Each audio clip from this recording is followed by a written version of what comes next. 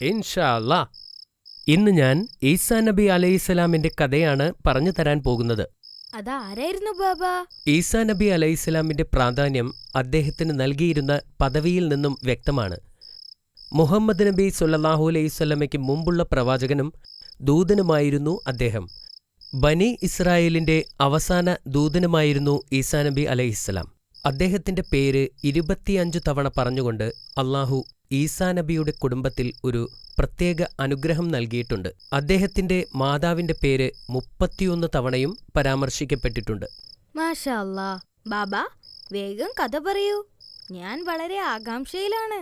ശരി, എന്നാൽ കഥ തുടങ്ങാം. ബിസ്മില്ലാഹ്.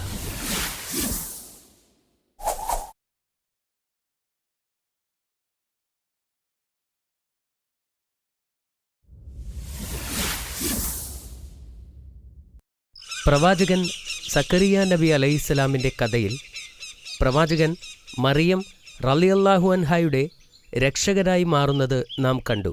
പ്രവാചകൻ ഇമ്രാൻ അലൈഹിസ്സലാമിന്റെ മകളായിരുന്നു മറിയം റളിയല്ലാഹു അൻഹ. സക്കരിയ നബി അലൈഹിസ്സലാം ഈ കൊച്ചുകുട്ടിയുടെ സംരക്ഷണം ഏൽക്കുകയും അവൾക്കുവേണ്ടി പ്രത്യേകം മുറി നിർമ്മിച്ചു കൊടുക്കുകയും ചെയ്തു. മറിയം റളിയല്ലാഹു അൻഹ വളർന്നപ്പോൾ കൂടുതൽ സമയവും അള്ളാഹുവിനോടുള്ള ആരാധനയ്ക്കായി ചിലവഴിച്ചു.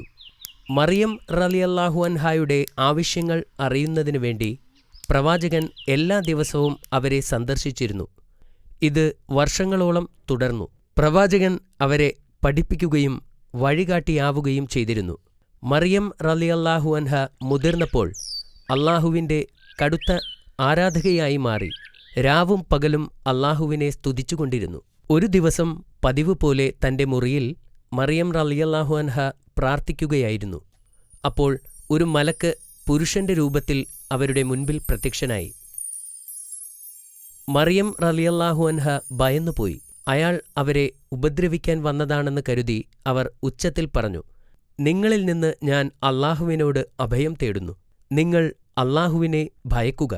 അപ്പോൾ മലക്ക് പറഞ്ഞു, ഞാൻ നിങ്ങളുടെ നാഥനിൽ നിന്നുള്ള ഒരു ദൂതനാണ്. നിങ്ങൾക്ക് ധർമ്മിഷ്ഠനായ ഒരു കുഞ്ഞിനെ നൽകാൻ അയക്കപ്പെട്ടവനാണ്. അവൻ പാപങ്ങളിൽ നിന്നും വിശുദ്ധനായിരിക്കും. ഇപ്പോൾ അവർ ശാന്തമായിരുന്നു. എന്നിട്ട് മലക്കിനോട് ചോദിച്ചു, എന്നെ ഒരു പുരുഷൻ തൊടുക പോലും ചെയ്യാതെ എനിക്കെങ്ങനെ ഒരു മകനുണ്ടാവും? അത് അള്ളാഹുവിന് വളരെ എളുപ്പമാണ്. അള്ളാഹു ജനങ്ങൾക്ക് വേണ്ടി ഒരു ദൃഷ്ടാന്തമായിരിക്കാൻ വേണ്ടിയാണ് അവനെ സൃഷ്ടിക്കുന്നത്. അള്ളാഹുവിൻ്റെ ശക്തിയുടെ മേലുള്ള ഒരു അടയാളവും. മലക്ക് സന്ദർശിച്ചപ്പോൾ മുതൽ അവർക്ക് മാനസിക സമ്മർദ്ദമുണ്ടായി. ദിവസങ്ങൾ കടന്നു പോകുന്തോറും അത് വർദ്ധിച്ചു വന്നു. ഒരു ഭർത്താവില്ലാതെ അവർക്ക് എങ്ങനെ ഒരു കുഞ്ഞിനെ പ്രസവിക്കാനാവും? കുറച്ചു മാസങ്ങൾക്ക് ശേഷം മാനസിക സമ്മർദ്ദം അധികകാലം താങ്ങാൻ അവർക്ക് കഴിഞ്ഞില്ല. ഗർഭപാത്രത്തിന്റെ ഭാരവും താങ്ങി എങ്ങോട്ടെന്നറിയാതെ അവർ നഗരം വിട്ടു യാത്രയായി. അവർ അധിക ദൂരം പോയില്ലായിരുന്നു. പെട്ടെന്നാണ് അവർക്ക് പ്രസവവേദന അനുഭവപ്പെട്ടത്.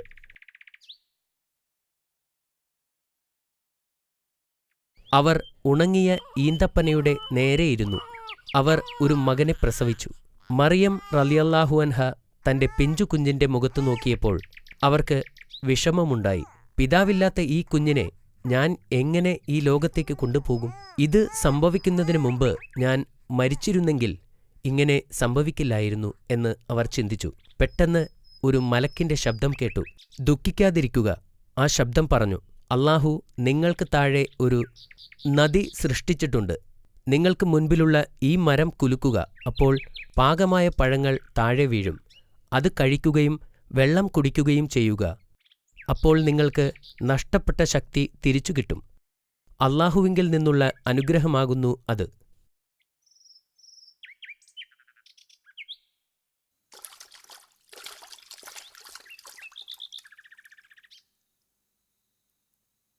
അവർ പുഴയിൽ നിന്നുള്ള വെള്ളം കുടിക്കുകയും പഴുത്ത ഈന്തപ്പഴങ്ങൾ കഴിക്കുകയും ചെയ്തു. കുറച്ചു കഴിഞ്ഞ് അള്ളാഹുവിൻ്റെ അത്ഭുതത്താൽ അവർക്ക് ആശ്വാസം ലഭിക്കുകയും ചെയ്തു. കുറച്ചു കഴിഞ്ഞ് അവർ എഴുന്നേറ്റ് നഗരത്തിലേക്ക് മടങ്ങിപ്പോകാൻ തീരുമാനിച്ചു. എന്നിരുന്നാലും അവരിൽ ഭയമുണ്ടായിരുന്നു. ജനങ്ങളോട് എന്താണ് പറയുക? അവർ ചിന്തിച്ചു. അപ്പോഴാണ് മറ്റൊരു അത്ഭുതം സംഭവിച്ചത്. ഏതാനും മണിക്കൂറുകൾക്ക് മുമ്പ് ജനിച്ച കുഞ്ഞ് സംസാരിക്കാൻ തുടങ്ങിയത്. കുട്ടി പറഞ്ഞു, നിങ്ങൾ ആരെയെങ്കിലും കണ്ടുമുട്ടിയാൽ അള്ളാഹുവിനു വേണ്ടി വ്രതമെടുത്തിരിക്കുകയാണെന്നും അതുകൊണ്ട് സംസാരിക്കാൻ കഴിയില്ലെന്നും അവരോട് പറയുക. ഈ അത്ഭുതം കണ്ട് മറിയം റളിയല്ലാഹു അൻഹാവിന് ആശ്വാസം തോന്നി. അവർ നഗരത്തിലേക്ക് നടന്നു.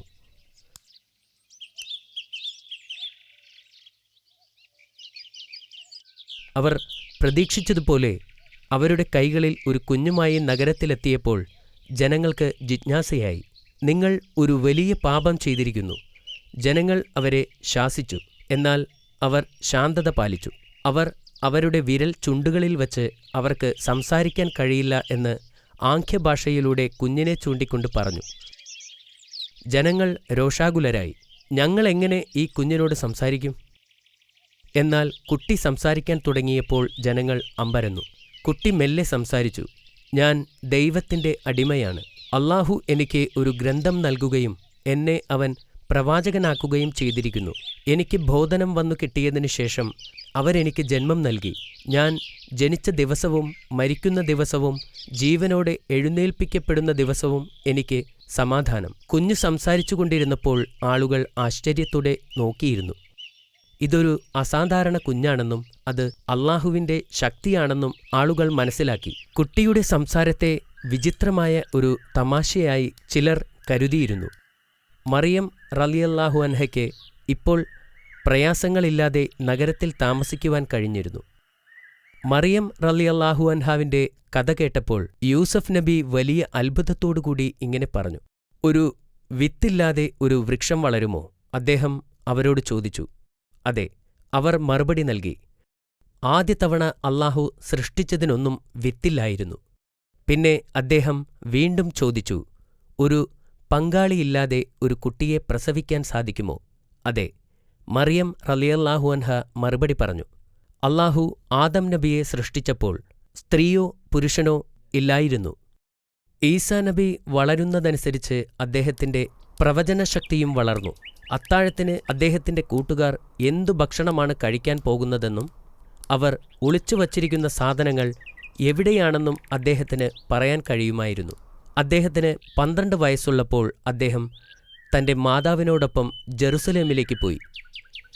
അവർ പ്രാർത്ഥനാലയത്തിലെത്തിയപ്പോൾ മറിയം റളിയല്ലാഹു അൻഹാവിൻ്റെ കയ്യിൽ നിന്നും വിട്ട് ഈസാ നബി അവിടെ ചുറ്റിത്തിരിഞ്ഞു. അദ്ദേഹം അലഞ്ഞു തിരിഞ്ഞ് ഒരു മുറിയിലെത്തിയപ്പോൾ അവിടെ കുറേ ആളുകൾ ഒരു പുരോഹിതൻ്റെ പ്രഭാഷണം കേൾക്കുകയായിരുന്നു.